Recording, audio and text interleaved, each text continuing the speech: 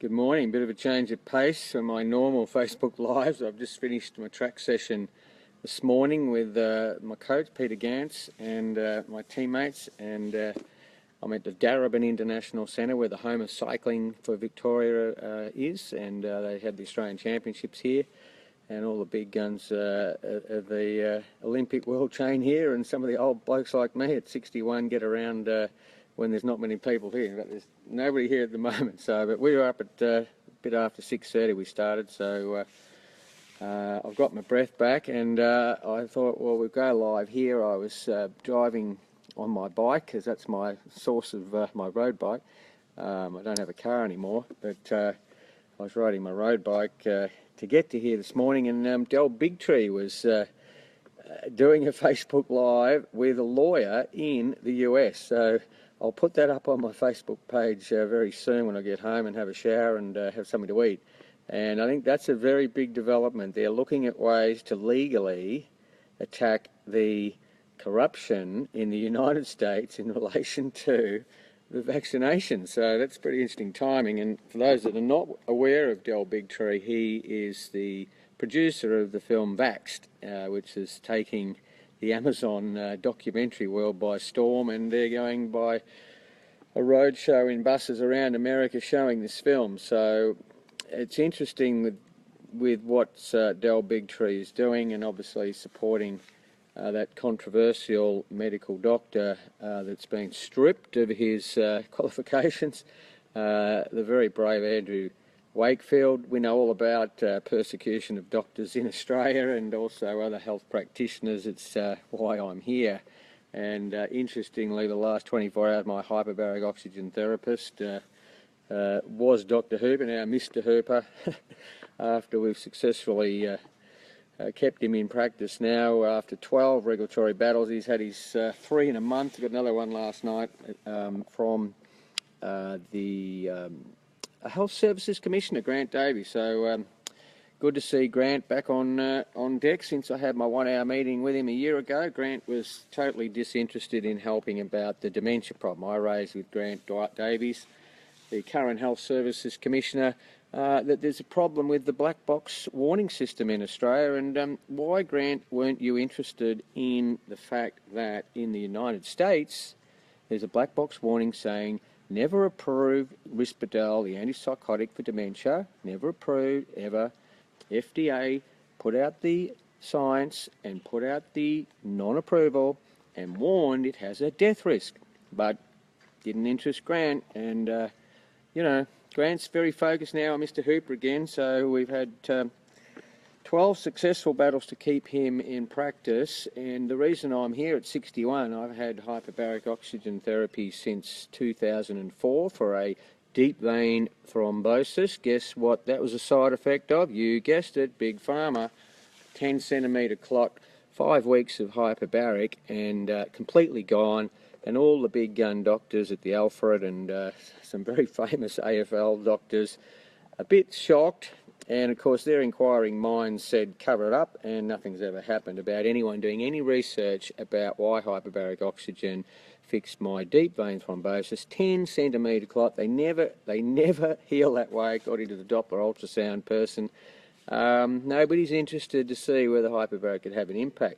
Now, the other problem I have to get back on an athletic career, which I was an 800 metre, 1500 metre runner, and would be AFL football. I didn't quite make it, but we've got the old reunion of the boys next Friday with Sam Kikovich and Wayne Johnson at Paran Football Club, where Kevin Sheedy actually played in the premiership. It's a 50-year celebration with Kevin Sheedy, and he spoke at the Port Melbourne Football Club reunion, which I attended a couple of weeks ago. So back in those days when I was pretty quick and nippy but pretty small, 62 kilos, I kept tearing all my muscles. I didn't know why.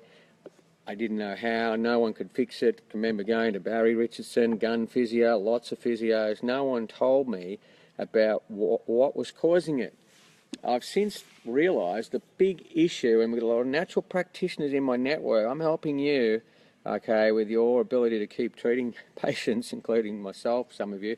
I want your help too, to sort of try and understand why I have got my body working so well now with the advice I've received from naturopaths, the advice I've received from integrative doctors, and the advice I've received from Mr. Hooper with the hyperbaric oxygen. But in particular, with the torn muscles and strains I was getting back in my 20s, we were never allowed to hydrate properly. We had to train in the middle of the summer, and if you went and had a glass of water, they said you were weak. So I only had one pace, and it was pretty much flat out. So I ran out of alkaline mineral salts. I think that was probably my big issue. And when I went back to see, when I was 59, I thought, well, turning 60, feel pretty good, had all this hyperbaric, let's see what sport would suit. I picked track cycling because I'm scared of biking on the road. Although when you get on the bank here, this is the actual bank. I'll walk up here. There's no one on the track, so whoops, I can't even walk backwards. It's 42 degrees, right? I'm holding this straight at me, right? So to actually go back to the top of the track, it's 42 degrees. So I can't even walk up it, it's that steep. So it's a bit hard to show you, but it's scary when there's other people on the track. But I'm hoping that one day, I'll take my helmet off, I'm hoping one day that I could go in a sprint race, but I'm pretty gutless at the moment. I've done 2 seasons of track cycling, and I just do the individual pursuit because there's only me on one side and another rider on the other side. So I feel I can't really run into anyone, not until they pass me, of course. So I discovered the same problems when I started doing the track cycling. In fact, I've got on Kathy Watt. You might be able to see it from this direction, but it does a reverse image. But I had a training session when I started it would have been about November 2014, so we're talking about nearly 2 years. And the very first track session, I fainted. It wasn't a good start. And I'd done a 4 lap, or 1 lap, a 2 lap, and a 4 lap, and I got off the bike, and I just fell over.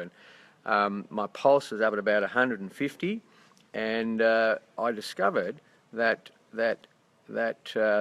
after 5 hours, it wasn't coming down. So I thought that was the end of my very quick start to a new athletic career, and I then were in the hyperbaric oxygen chamber, and within 1 hour, my pulse had come down from 150 to 60.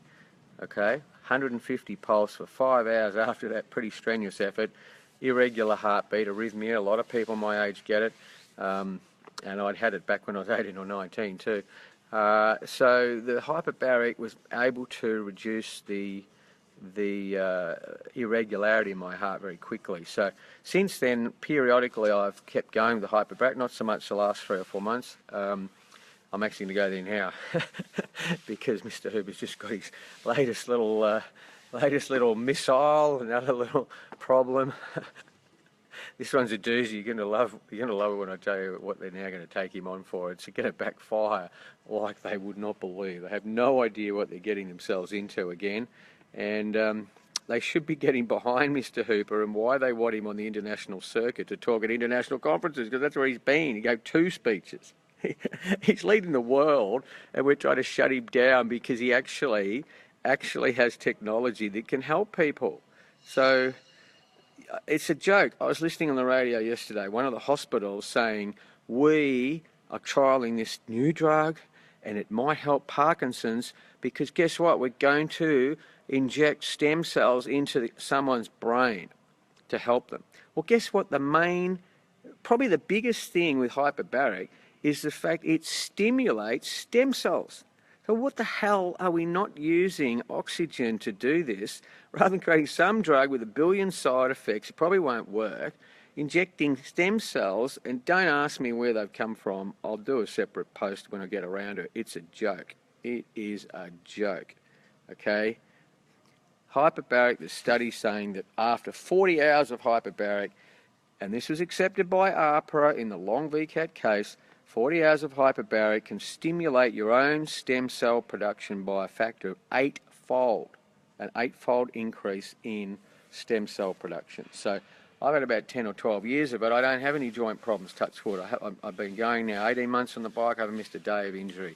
So your own body stimulated with hyperbaric oxygen, in my opinion, as a non-medical practitioner, but pretty quick on the bike, it works for me. I don't need a stupid scientist to tell me it doesn't work.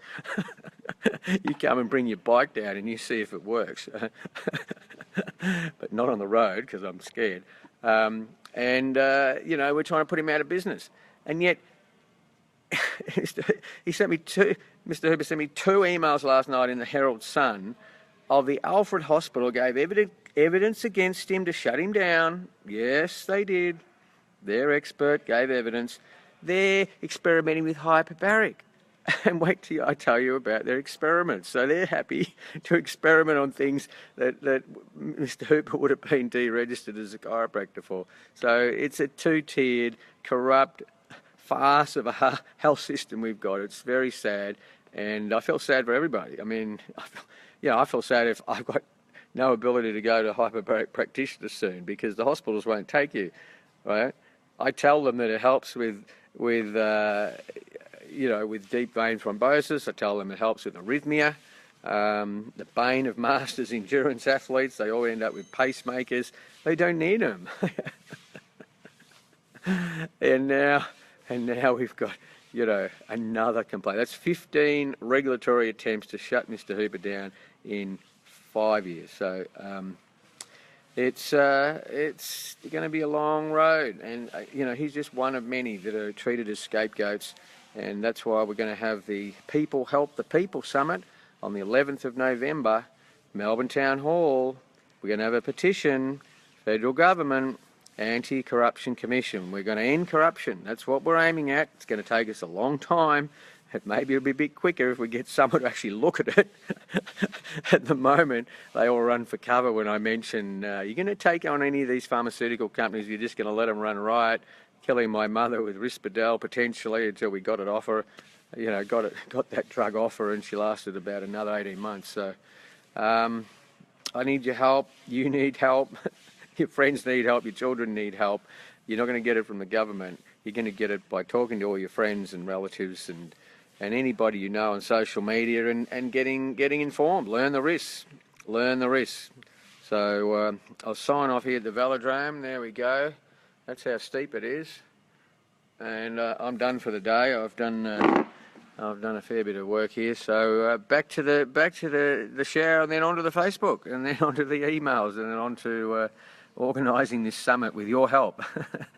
So good to chat, and I love to Kathy Watt, that very first session where I think she thought I was a crumpled heap. I'm still going, Kathy, and she won the gold medal at Barcelona in the road race, and won a silver in the pursuit over 3K. So how can you win a 4-hour road race, gold medal, and also win a silver medal in a 3K race? She's pretty clever. Everyone sort of thought she was a bit of a lone wolf, but she learned something by combining the endurance with the short, 2 or 3 minute races. So my race goes for about 2 minutes 50 for me. But to get down to the Australian times in my category, I've got to get down into 2:30. So I've got a long way to go, but I've only just started, and I've got a 10-year plan, and with your help, who knows? We might just get a level playing field in health, and I might still be riding my bike at 70. So that'd be at Cornella, that'd be awesome, or a double, whatever you want to call it. And hope you have a great day. And go the Bulldogs. Knock off the Hawks tonight. Thank you very much. Go Swans. Bye.